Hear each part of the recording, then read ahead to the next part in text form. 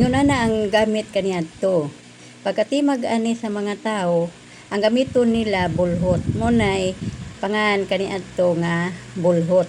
Manumano lang siya. Kinahanglan tulod jud ay kataw ang operate. Kapoy di ay init unya. Per kung uwan, mabtan pag uwan aw babasa pa ang humay o magpilit na siya kay na dugay man siya kayo. Pero nindot kay kaning kuan man jud siya. Kanaa gani happy gani na oh. Pero ang humay ana piting puti na bulhot ang gamit. Unya tilok pug kaayo ang humay. O pagkatimag bulhot na gipaliran nila. Gipaliran nila para kay ang kanina sa bulhot tahupon pa.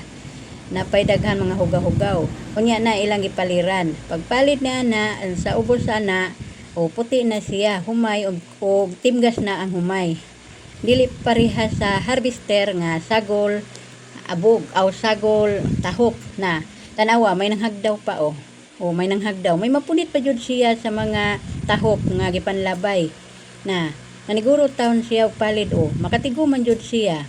Bisag abog na diha o na naniguro in town siya kay naman jud siya ay matigom sa panlabay nga tahopon na daghan na siya natigom sa pinalit nga humay o tanawa o ingon ana pero kapoy po siguro no na abog pa o pero agwanta lang kay para makakuha lang siya o humay na kana unya na ginigo niya o daghan na siya naghagdaw daghan na siya nakuha nga humay. Bisag mga tahupon na nang gipanglabay na jud siya nakuha. Mas maayo jud ang bulhot kay daghan na adyoy makuha pang humay.